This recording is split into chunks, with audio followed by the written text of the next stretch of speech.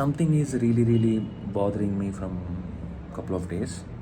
అంటే ఒక పబ్లిక్ ప్రాపర్టీని డిస్టర్బ్ చేయటం, ఒక హ్యూమన్ని ఎక్స్‌ప్లాయిట్ చేయటం, అంటే డైరెక్ట్ హ్యూమన్ లైఫ్స్‌ని ఇంపాక్ట్ అయ్యాయి రియల్ ఇష్యూస్ కాదు.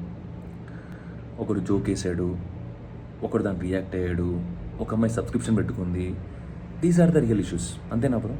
చిన్న డిస్క్లైమర్, ఇక్కడ ఎవరు తప్పు చేసినా తప్పే. నేను ఎవరిని సపోర్ట్ చేయట్లేదు. క్రియేటర్ బెట్టింగ్ యాప్స్ ప్రమోట్ చేశాడని చెప్పి,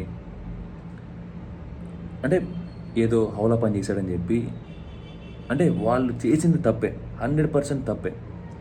ఆ తప్పు చేశాడని చెప్పి పెద్ద పెద్ద పొలిటీషియన్లు, సెలబ్రిటీలు, అబ్బా ఎంతమంది రియాక్ట్ అయ్యారు.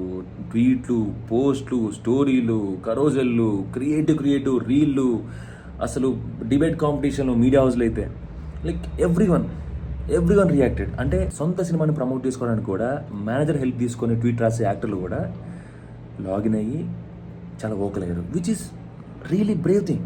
Like really appreciate that man, really appreciate that. కానీ ఇప్పుడు ఒక పవర్ ఉన్నోడు తప్పు చేస్తే ఎవరు మాట్లాడలేదండి. రోజుకి కొన్ని వేల మంది యూజ్ చేసే పార్క్ని డిస్ట్రాయ్ చేస్తారంటే why no one is talking? అంటే ఒక క్రియేటర్ని, ఒక పవర్ లేనివాడిని, ఒక డబ్బు లేనివాడిని ఈజీగా అటాక్ చేయొచ్చు. వాడి నుంచి మనకి థ్రెట్ ఏమి ఉండదు. మనం హైలైట్ అవుతాం, మన పిఆర్ అయిపోద్ది, మనం safe, will become hero in social media. అంతేనా?